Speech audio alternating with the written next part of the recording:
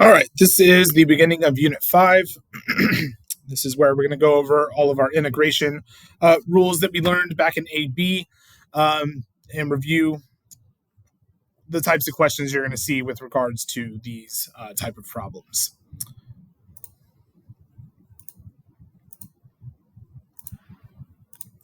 All right, so today's going to focus on finding area under a curve. All right, this is what an integral allows us to do. We can estimate the area under a curve, and then we can take a limit of that estimation. And if we let the limit go to infinity, or we let the width of our rectangles go to 0, then we have the true area. All right, so this is a data problem. This is going to be a good practice for what an AP exam question might look like. You're absolutely 100% going to have a data question where they give you a table of values.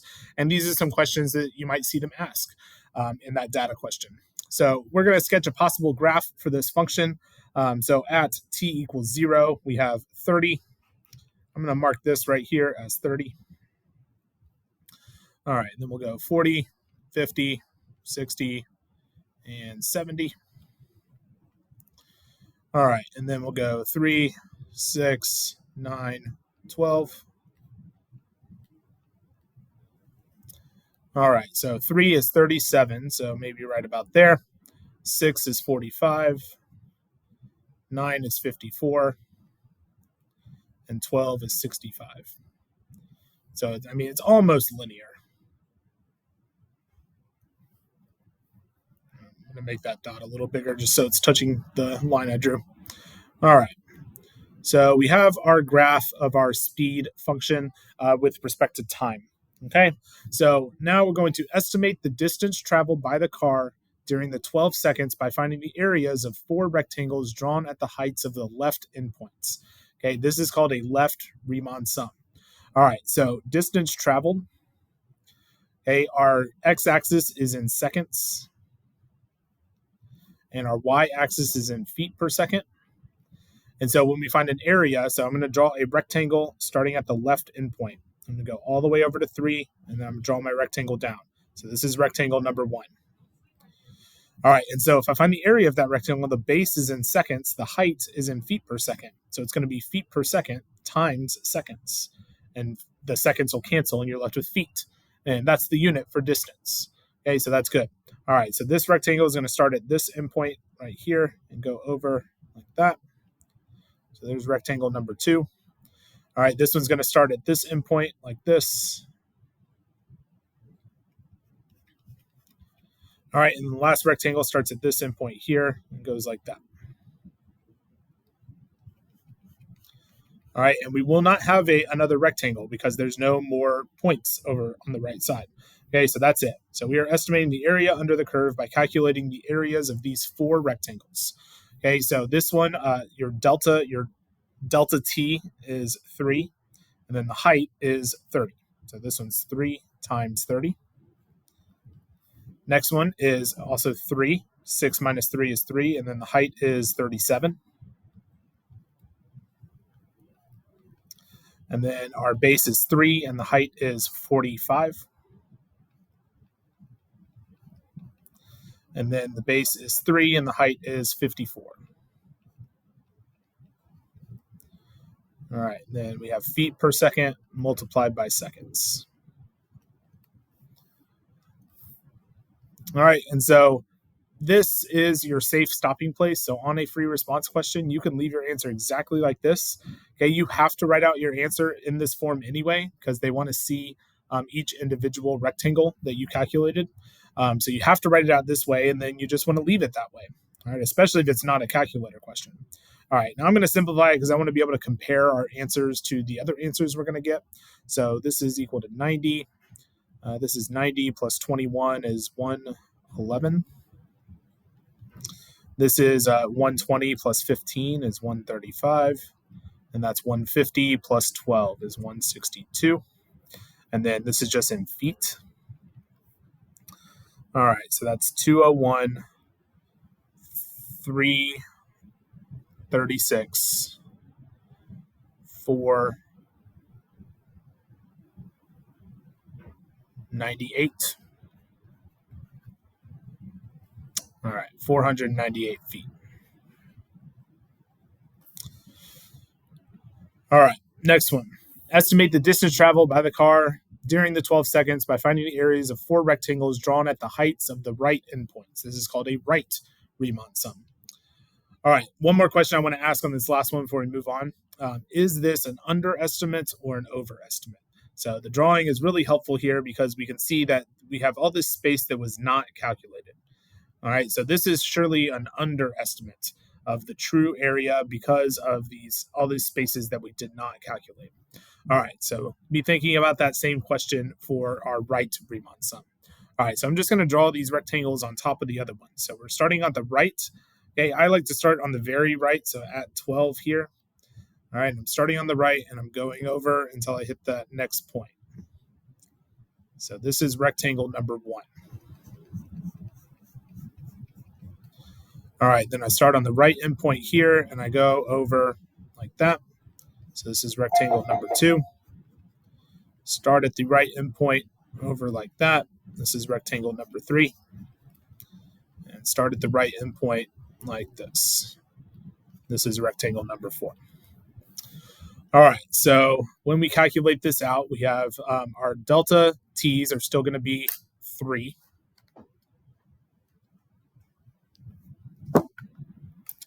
All right, and then our first rectangle has a height of 37, so it's that one right there.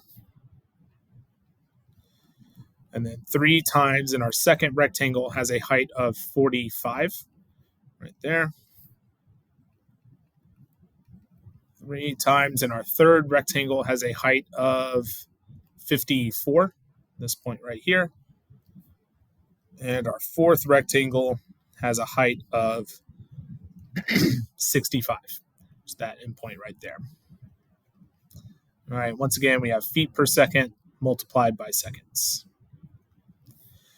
Okay, so again, this is your safe stopping place. You don't want to simplify on the actual test, but we're going to simplify so we can compare. We said that this up here was an underestimate. All right, so 3 times 37 is 111. 3 times 45 is 135. 3 times 54 is 162. All right, and that's 180 plus 15 is 195. All right, so I get 246, 346, 408, 508, 603. So this simplifies to 603 feet.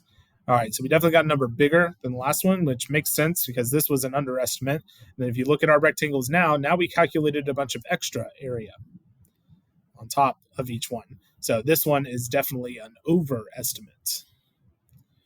All right, but what we've done is we've now created a range of values. We know that our true area has to be between these two numbers somewhere. All right, and so we can use more exact methods in the future to be able to calculate closer and closer to the real area. Okay, we're going to learn one more Riemann sum, which is called the midpoint Riemann sum. So we're going to redraw our graph here. So 30 and 37 and 45 and 54 and 65. I'm just going to kind of draw them in a line here. 3, 6, 9, 12. And let's just label them up here. All right, this is 37, this is 45, this is 54, this is 65. All right, so now what they're going to do is instead of doing 4 rectangles, we're going to draw 2 rectangles. Okay, so, and we're going to use the midpoint between those two. So if I'm only drawing 2 rectangles, I'm going all the way from 0 to 6, and then again, I'm going from 6 to 12. All right, and so the midpoint, which happens at 3, is where I determine the height of my rectangle. So it's going to be there, like this. All right, and then for this one, I use t equals 9 to determine my height. And so we're kind of splitting the difference between our overestimate and our underestimate. We're overestimating on one side of the rectangle, and we're underestimating on the other side. Okay, and it's not going to be perfect because like this space looks a little bigger than this one does, and that's going to happen. So we're still not going to be the exact answer, but this should be a closer approximation than either of the other two that we did. All right, so I'm expecting my answer to be between those two numbers. All right, so to calculate this out, now my base is 6, and this height was 37. And then this base is also 6, and its height was 54. Feet per second times seconds. Okay, we still have t equals seconds on the bottom, and speed equals feet per second on the y-axis. All right, so let's calculate this out, see what we get. 180 plus 42. So I think that is 222. And then 300 plus 24. So 324. And this is in feet. All right, add these up. That's 546. And that is definitely between the two answers I got from my left Riemann sum and my right Riemann sum. So I can feel comfortable about this answer for the midpoint. Midpoint's always going to be a little bit better approximation than either of the other two. All right, given the function y equals x squared plus 1, estimate the area bounded by the graph of the curve in the x-axis from x equals 0 to x equals 2 using a left Riemann sum, a right Riemann sum, and a midpoint Riemann sum. N equals 4 subintervals. All right, this is telling you about the number of rectangles.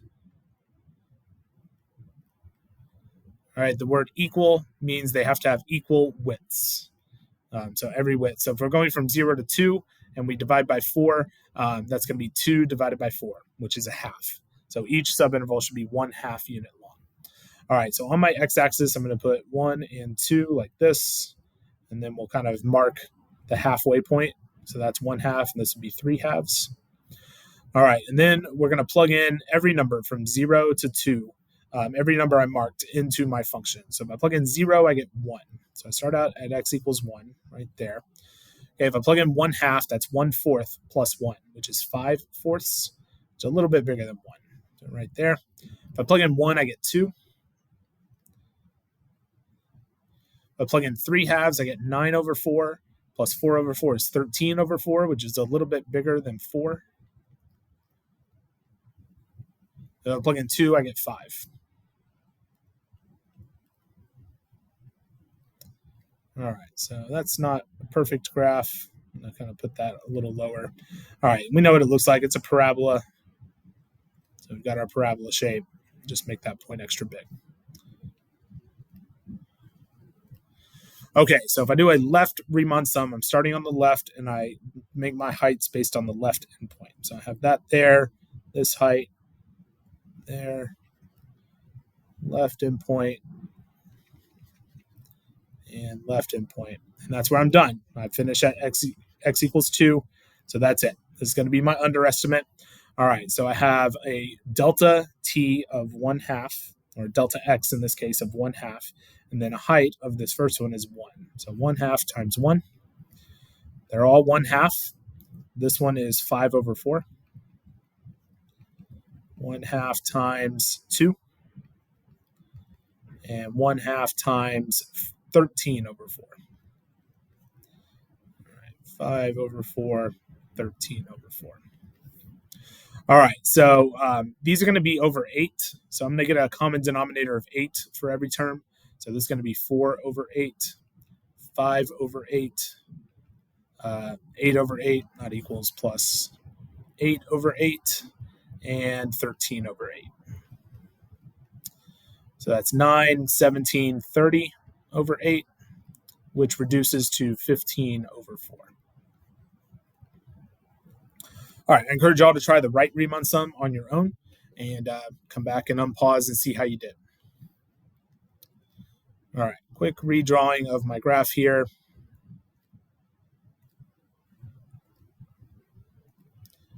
All right, got my parabola.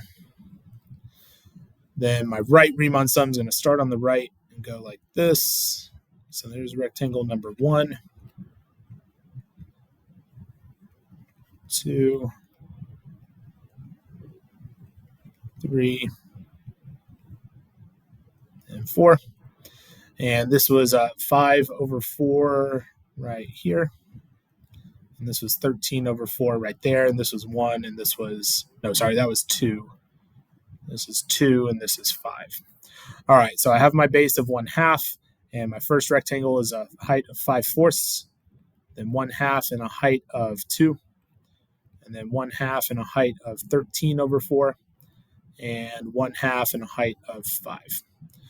All right, similar to the last one, I'm going to have a denominator of 8, 5 over 8 right here. So I'm going to get over 8 for all of them. So this is equal to 1, which is 8 over 8. This is 13 over 8. And this is 5 over 2. So multiplied by 4, that's 20 over 8. All right, so that's 13, 26, 46 over 8, which reduces to 23 over 4. So once again, we can see how we had an underestimate with the left Riemann sum. We had an overestimate with the right Riemann sum. And so we know our true area falls in between there somewhere. We also know that this midpoint we're about to do should be between these two answers as well. All right, notice that unlike the last problem, they did not decrease the number of subintervals. We still have to do 4 subintervals. So because we have a function, we can do this. We would not have been able to do this on the last problem. Because they didn't tell us the midpoint in between each one of those intervals they gave us. All right, but here with a function, we can actually do it. So one more time, I'm going to regraph.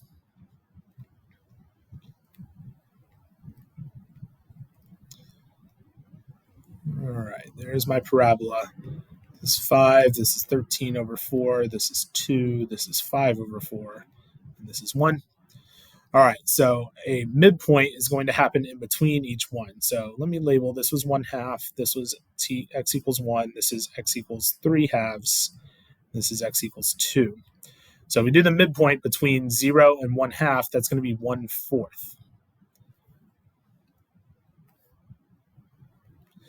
All right, and then if I do the midpoint between 1/2 and 1, I get 3/4. All right, midpoint between here and here, this is 6 over 4, so it's going to be 5 over 4.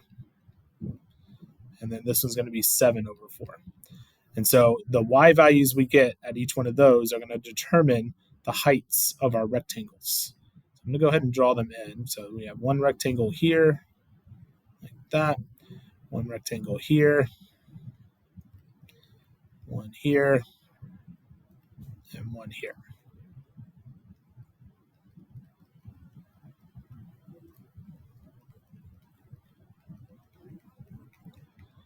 Okay, so if I plug in 1/4, it's 1/4 squared, so I get 1 over 16 plus 1, which is equal to 1 over 16 plus 16 over 16, which is equal to 17 over 16. So that's this point right here, 17 over 16. All right, so 3/4 would be 9 over 16 plus 16, which is 25 over 16. 5 would be 25 over 16 plus 16, so that's 41 over 16. And then 7 squared is 49 over 16 plus 16, which would be 65 over 16. All right, so my rectangles are now 1/2 is the base, still have a base of 1/2, not a 4th, because it's the whole thing from 0 to 1/2 right there. So still have a base of 1/2, and then the height of the first one is 17 over 16. Height of the second one is 25 over 16. Height of the third one is 41 over 16. And height of the fourth one is 65 over 16. All right, all of these are going to have a common denominator already when we multiply them together. 17 over 32 plus 25 over 32 plus 41 over 32 plus 65 over 32. Combine this together, we get 42, 83, 148. 148 over 32. All right, let's reduce both divisible by 4, maybe only 2. 74. No, we can go again.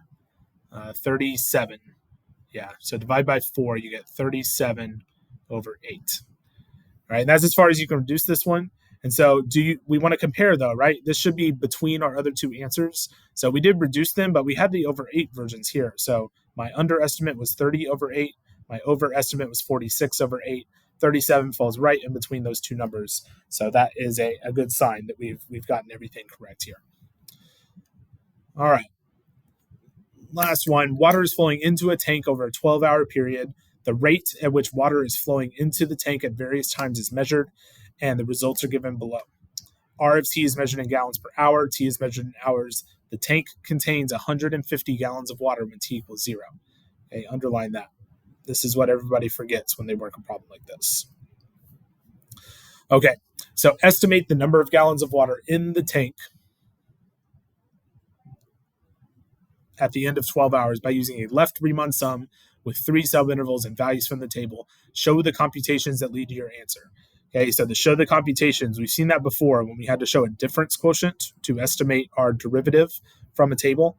Show the computations here means show each term. Show every rectangle. So they want 3 subintervals, so you should show 3 separate terms that you've calculated, all added together.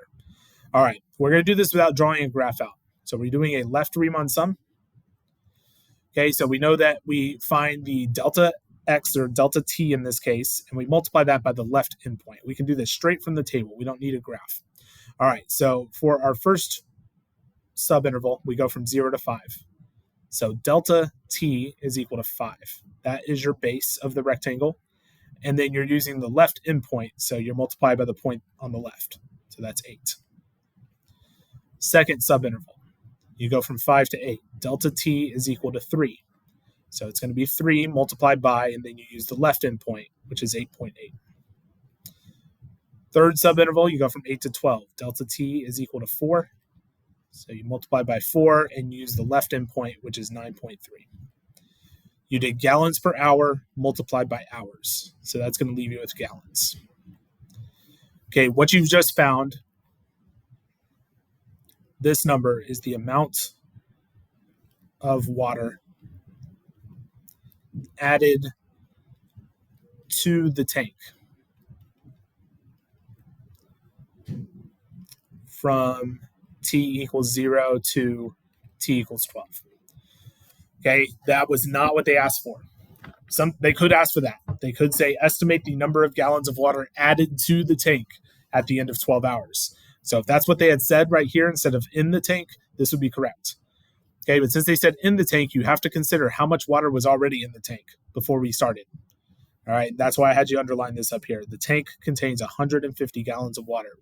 So I put that in front, 150 plus this. Okay, remember, this is a safe stopping place, and we're not going to worry about multiplying this out this time. This is our safe stopping place, and we are going to stop right there. Okay, one thing I didn't mention with the overestimate, underestimate. So when your function is increasing, all right, I'm going to write this up here, increasing function, a left Riemann sum will always be an underestimate, and a right Riemann sum will always be an overestimate. But if you have a decreasing function, they switch. Decreasing function, a left Riemann sum is your overestimate, and a right Riemann sum is an underestimate. Okay, if your function is neither increasing nor decreasing, or it does both, it increases for a while, then it starts to decrease, then you can't tell. They will not be able to ask you that question. Okay, so that's the case here. If we look in our table, we can see that our y values, our r of t values increase, but then right here at the last point, it decreases.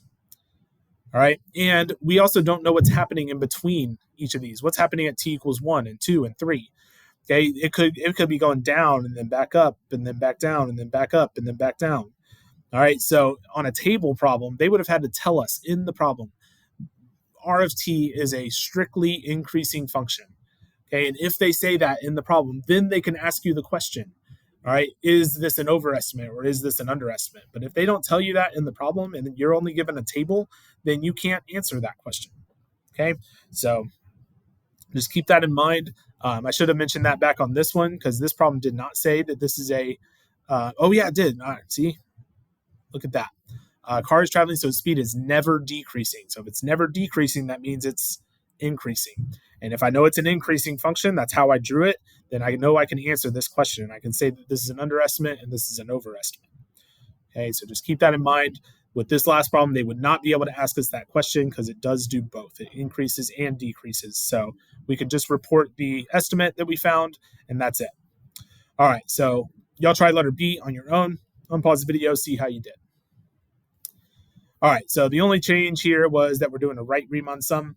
So we start with our 150 plus, and then we have the same delta t's. Delta t does not change, but this time we're multiplying by the right value. So I'm going to multiply by 8.8 for this one. Next delta t was 3, and I multiply by the right endpoint, so 9.3. And then last delta t was 4, and I multiply by the right endpoint, which is 9.2. Keep my units, which are in gallons. And again, this is our safe stopping place, so we don't want to multiply that out. Even if you have a calculator on the calculator part of the test, just leave it like that. You don't want to take a mistake that you type in 8.4 instead of 8.8, and then you've gotten the answer wrong. All right, hopefully you enjoyed the video, and I will see you on the next one.